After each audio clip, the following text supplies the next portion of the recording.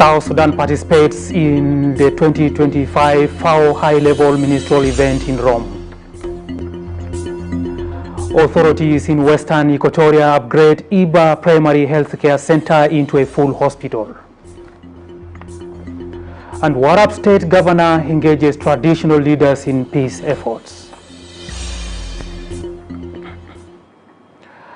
Good afternoon and thank you for joining us on this news bulletin.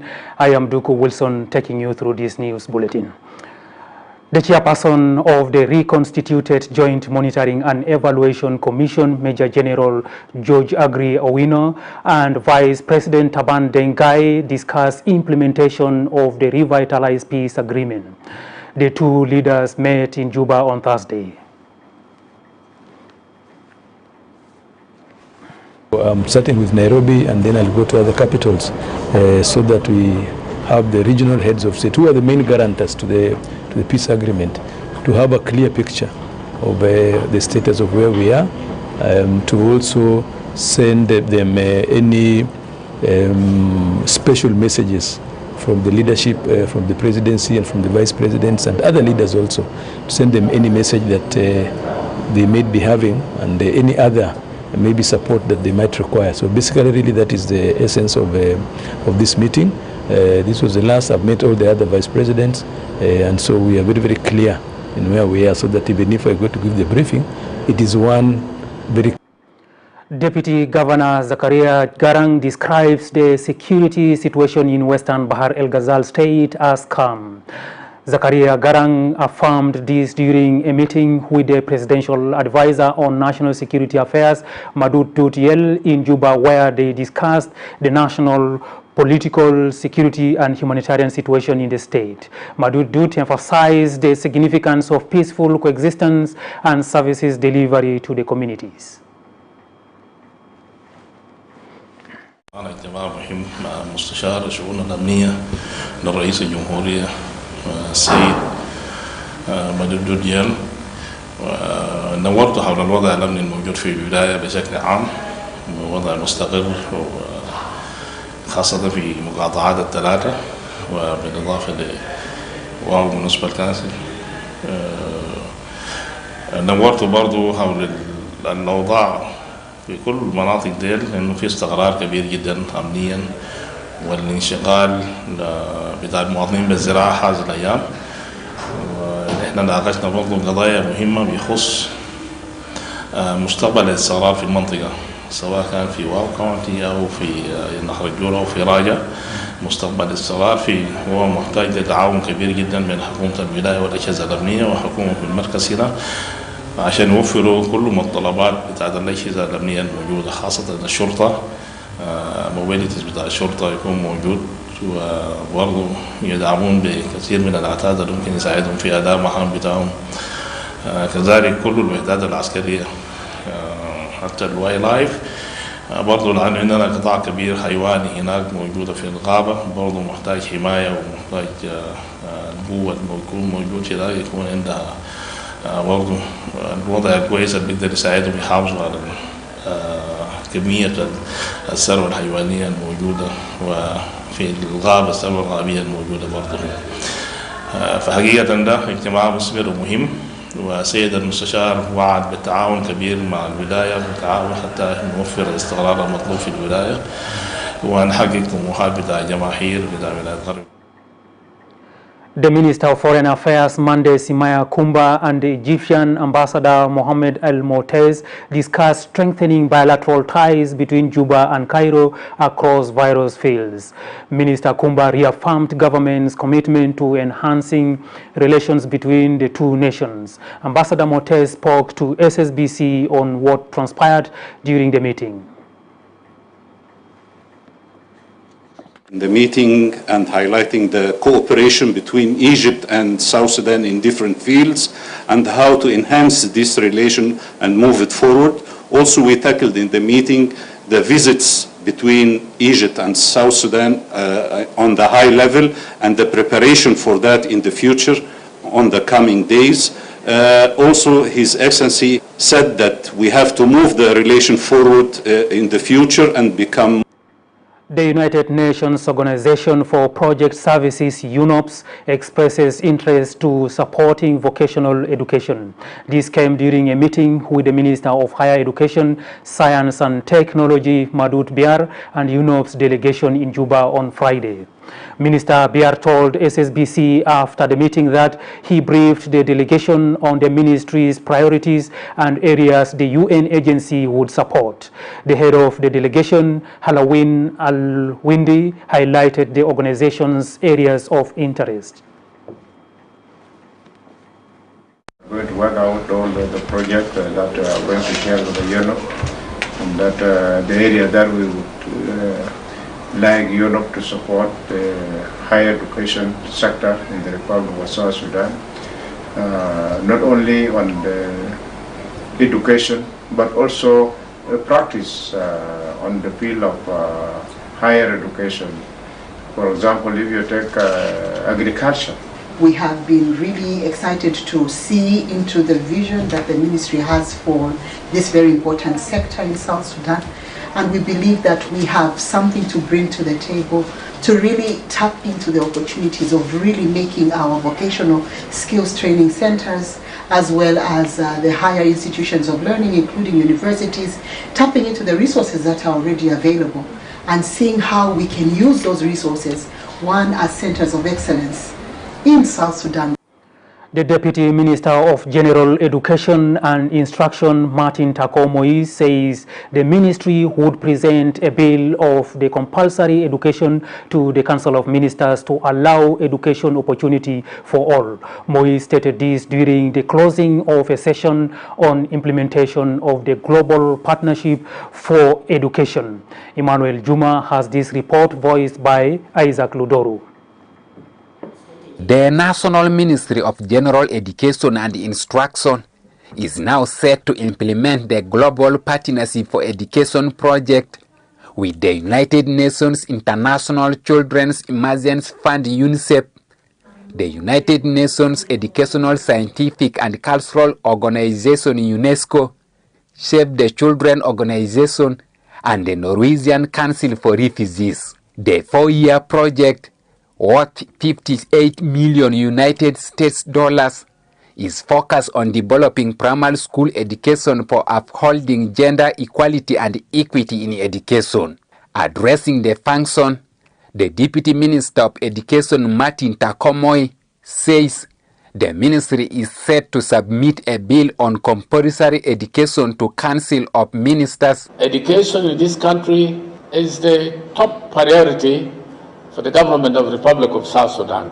There is a bill on its way to the cluster, Council of Ministers for compulsory education. This is to make it possible for any community not to prevent children from going to school.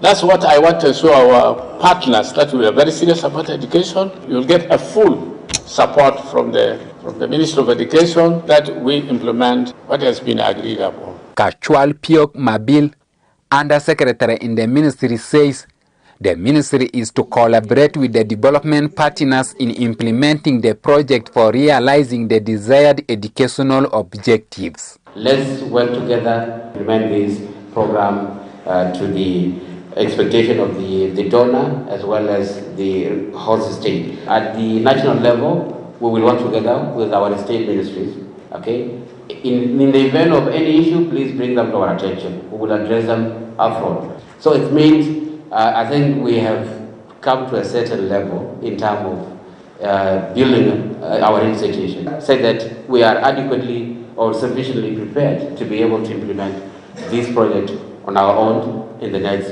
phase. The national coordinator of the National Education Coalition, Ador Riak, says the project covers the 4-year main objectives. This program prioritizes 4 objectives. 1, to promote gender-responsive, inclusive, and effective teaching practices and curriculum implementation in pre- and lower primary schools. Secondly, to enhance support to schools that can be sustained, so that we can sustain more and improve learning opportunities. Third, to increase access to education with particular emphasis on opening better opportunities for girls, children with disabilities, and other marginalized groups. Fourth and final, to strengthen the entire education system, capacity for self-delivery, evidence generation, and robust Ministry of Youth Education and Instruction, UNICEF, and the Children Consortium. It is the affirmation of our collective responsibility to transform South Sudan education landscape. The Ministry of General Education and Instruction estimates there are more than 600,000 learners, 20 counties, and the most affected regions in the country stand to benefit from the 4-year project. It's time to go for a short break. Please stay with us. We are back shortly.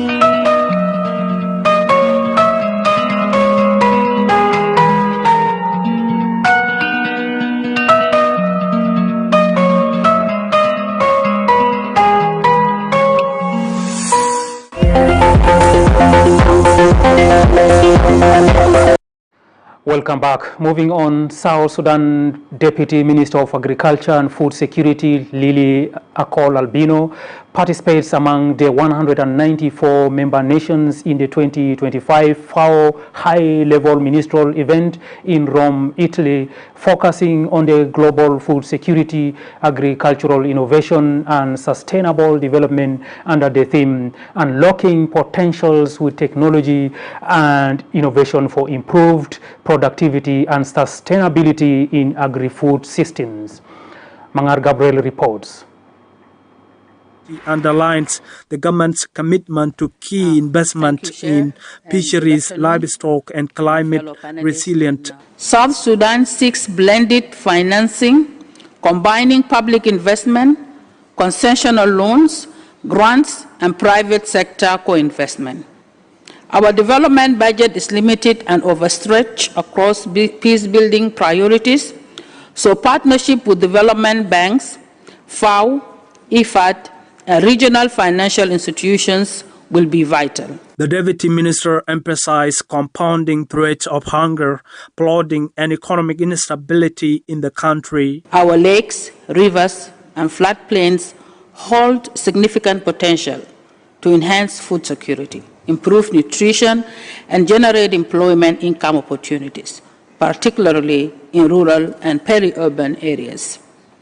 However, realizing this potential demands concerted investments to address several core technical and financial needs. She identifies agro-food productivity and use-driven initiatives in agricultural programs as priorities of this government in fixing high-rate youth unemployment. I stand before you here today as a voice from a nation rising from conflict, scarred yet fiercely hopeful. South Sudan embodies untapped potential. 75% of our population is under 30. Our fertile lands span 30 million hectares, and our water resources could irrigate 5 million hectares. Yet, our youth, especially rural young women, face food insecurity, exclusion from resources, and systemic inequality. South Sudan's delegation to the conference participating in electing Mr. Mina Rizik an Egyptian, the new chairperson of the Food and Agriculture Organizations, addressing delegates to the conference. Lily Accols says South Sudan has seized the opportunity of the forum to showcase the national agricultural transformation agenda backing by the international partners, especially at a time President Kiir has declared 2025 the year for agriculture. Of all the great initiatives that this organization is giving us, we wish you all the best, and together I'm sure we want to see you at the forefront of the reforms that are much needed. Congratulations again, and all the best of luck. The 44 FAO has served as a dual purpose for South Sudan. It has brought to the attention of the global community the agricultural ministry endeavors to support farmers and awaken the government to facilitate an agriculture conference to remedy disaster in the country. Mangar Gabriel, SSBC. The long-awaited revival of the Juba Military Hospital mortuary is finally underway thanks to the timely intervention by the South Sudan Revenue Authority. A donation worth over $21,500 is helping to bring the facility back to life after nearly 2 years of closure. SSBC's Emmanuel Patrick Lacour has the story. Communities who rely on the facility. That silence is now being broken. The South Sudan Revenue Authority, through its leadership, has funded the installation of a new compressors and other vital components valued at $21,500. The compressors, which were the greater obstacle to the running of the mortuary of Juba Military Hospital, now it is operational. They gave us $21,500, $13,000 for the compressors, and $6,000 for the 2 ambulances. The 2 ambulances we bought the engines, one got repaired, the other one is still on the process with some limitations. As we have seen, the mortuary is operational now, but Commissioner General is saying is in the process to add some additional more renovations to the mortuary. According to hospital leadership, the support comes at a critical time as renovation efforts near completion.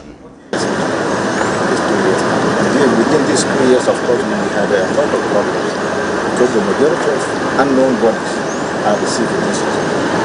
So they were not taking them anywhere except this hospital. And we went to an extent of even using blocks of ice to keep the bodies. And out of our concern, the information went to the Commissioner General, and he said, I will do something, and he has done it. And we know after 5 or 4 or 6 days, this hospital will receive or will function the way it used to function.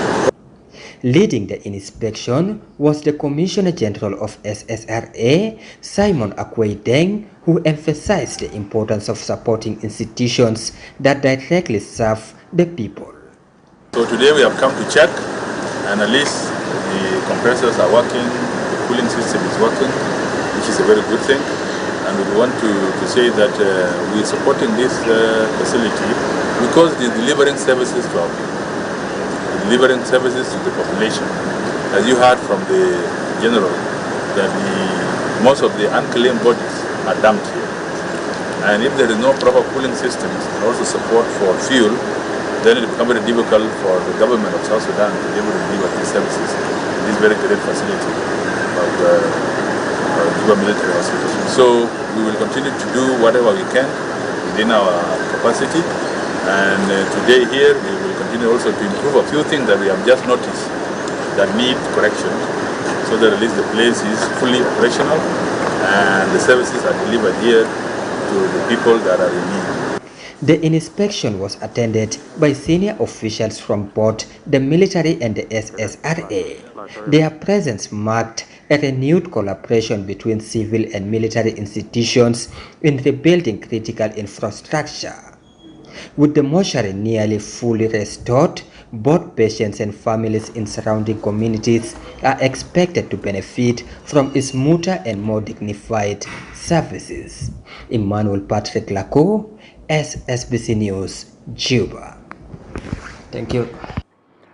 The Parliament Standing Specialized Committee on Finance and Economy, led by the Deputy Chairperson Susan Thomas Perembata, engages with the Commissioner General of the South Sudan National Revenue Authority on specifics of duties on imported goods. The meeting focused on the need to include value-added tax in South Sudan's laws, calling upon the Ministry of Finance and Planning to establish a department responsible for tax policies.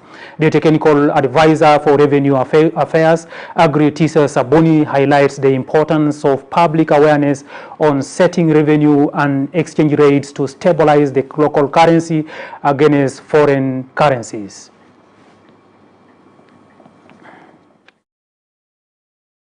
We are going to call a 2-day workshop for all the revenue generating collecting agencies to sit together and bring the state ministers and the commissioner generals at the state level and the 3 administrative areas, so that he present to us this presentation on this benchmarking on all the other 7 countries in the region, so that South Sudan can sit down and come up with tax policies which can enable the government to collect taxes and even our agricultural produces, so that we can create market for them and even encourage our producers to produce their goods so that they can sell them.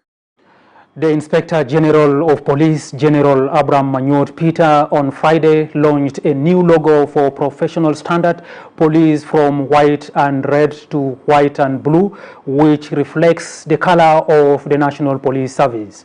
The police chief urged the professional standard police to stick to their mandate of enforcing discipline and professionalism within the police service and respect civilians. The Deputy Inspector General of Police, Lieutenant General Thomas Jal Thomas, says the professional standard police represents the interest of the public by investigating and addressing policy misconduct. Additionally, the Assistant Inspector General for General Administration and Finance, Lieutenant General Majak Arol Kachol, underscored the responsibility of professional standard police in setting standards for performance, conduct, and integrity within the police.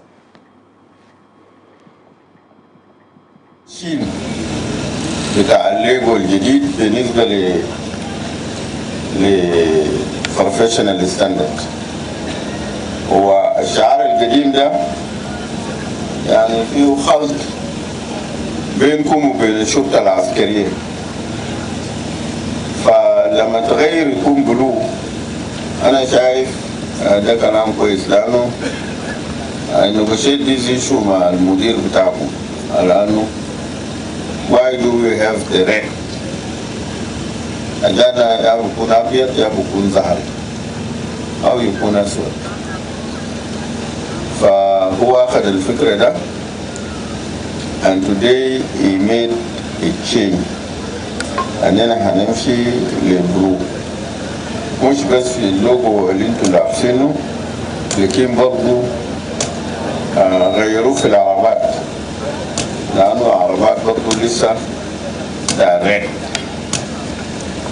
فده كلام جميل. انت ما ممكن تمشي أو تظبط زول تاني وانت ذاتك انت محلحل، أخلاقك ما كويس. So you start from yourself. تبدأ بنفسك. نظرا لضيق الزمن نكرر شكري لإدارة أمن الشرطة ونقول لكم استمروا على هذا المنوال.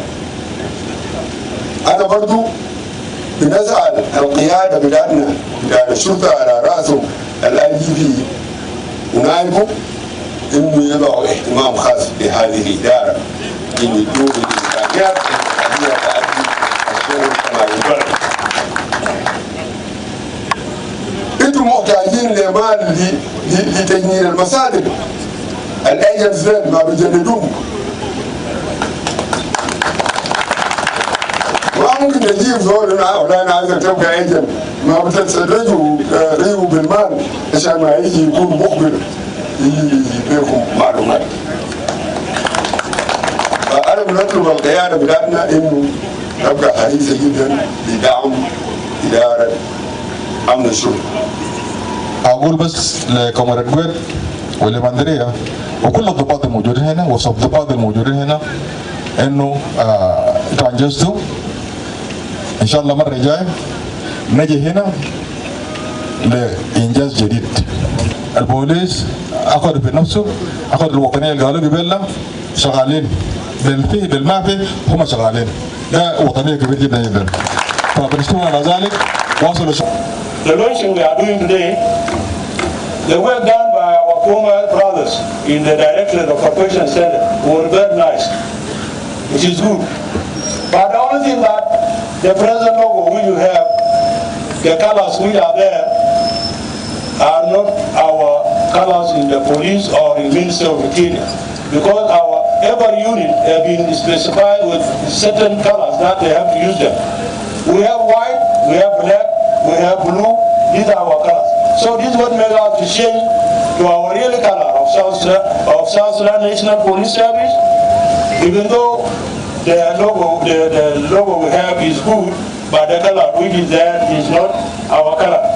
That color belongs to our brothers of SSPTF and Fire Brigade.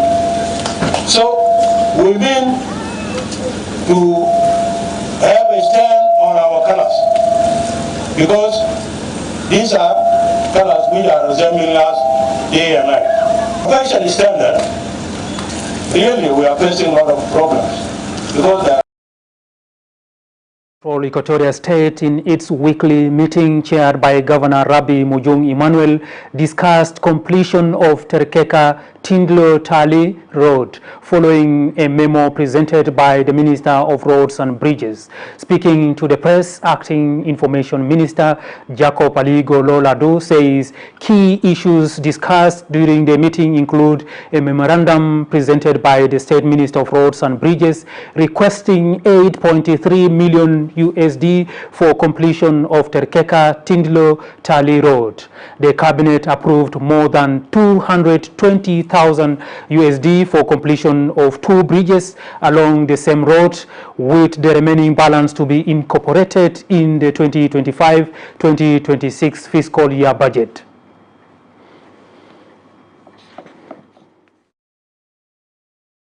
The council cast another memo by the Ministry of Roads and Bridges requesting for approval of 8.3 million US dollars for completion of Terkeka Tindilo Tali Road.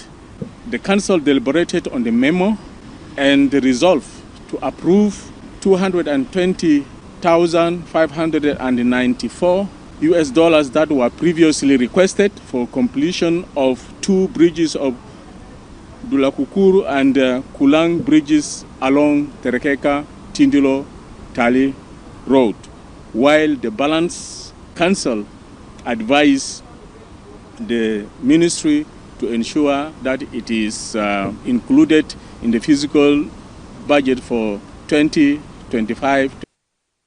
Go to Warrap State, capital Kwajok, where Governor Bolwe Kagoth has called on county commissioners and traditional leaders to disseminate key elements of the state of emergency, including the disarmament of civilians, in order to pave the way for social reconciliation and harmony across the state. SSBC's Yol Anthony reports from Kwajok.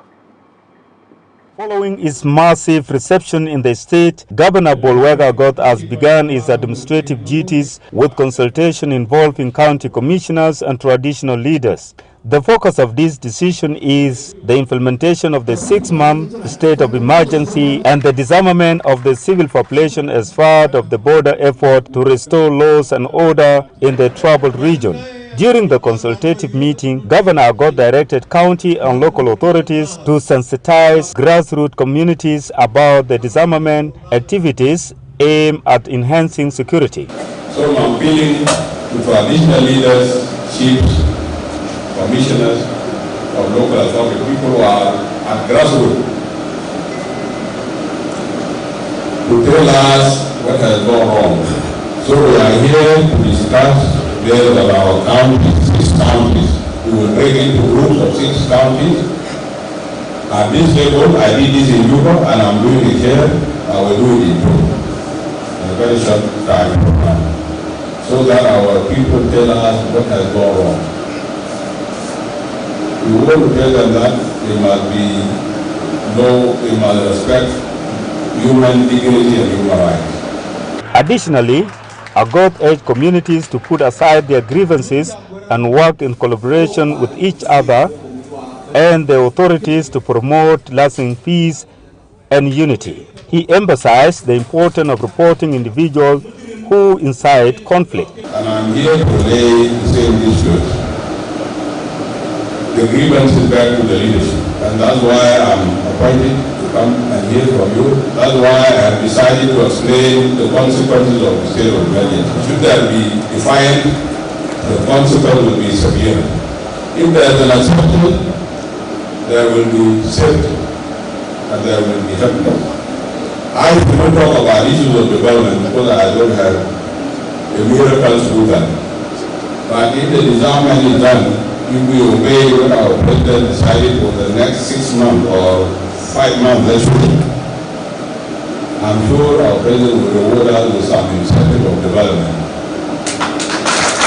All connectivity, health services, education, water, and all kinds of freedom that we want to prosper like other states. Today's meeting marked the beginning of the government effort to effectively implement the state of emergency with the goal of achieving peace and stability among the local communities. Yoel Anthony, SSBC News, Kwajok, Warrap State. Authorities in Western Equatoria State officially elevated healthcare services in Iba County. The Iba Primary Healthcare Center is now a fully operational hospital.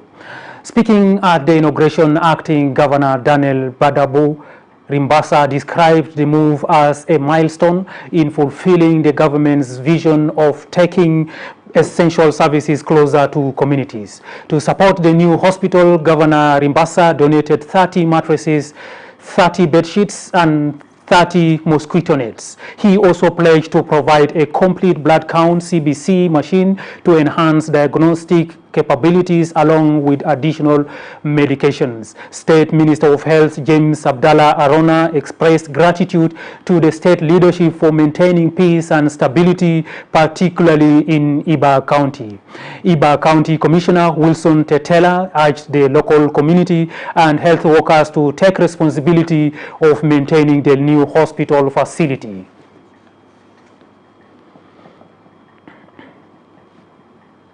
Signifies what the late hero Dr. John Garang Damabior said, that we must take towns to the villages. Today we have brought hospital to Iba, fulfilling the vision of our founding members, fulfilling the commitment of Salva Kiir Mayardit, the president of the country, to the people of South Sudan, to deliver quality and equitable health for the people. De musulia ude bidaya nain anadaru hum kanas bitana shakalin fi mustajfa بظروفات الكل هم كليشوا ورا عيانين بتاعنا ومهات بتاعنا يال الصغار ناس الكبار في عمر دي مسؤولية أنا دايرو إشنو ما نشيلو. Beginning as a county commissioner, but advise the health workers that ajade kalumu nani wara bito kwez ashan kelisaidu vulnerable nas bitana alfi algade suffer kulmoyom malde mwende. National Youth Union launches health awareness campaign in preparation for the 14th Independence Anniversary celebrations. Adiang Ane Adiang compiles the story voiced by Akuchbeng, Marek Akuchbeng. National Youth Union has initiated its first health awareness campaign scheduled from July 4th to July 9, starting at the University of Upper Nile.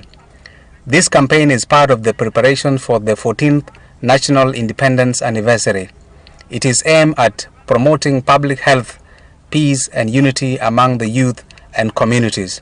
South Sudan National Youth Union Deputy Chairperson, Mr. Mutwakil Awol Mamur, encourages all youth to participate in campaign to enhance their understanding of health issues. We came for medical awareness and the free checkup.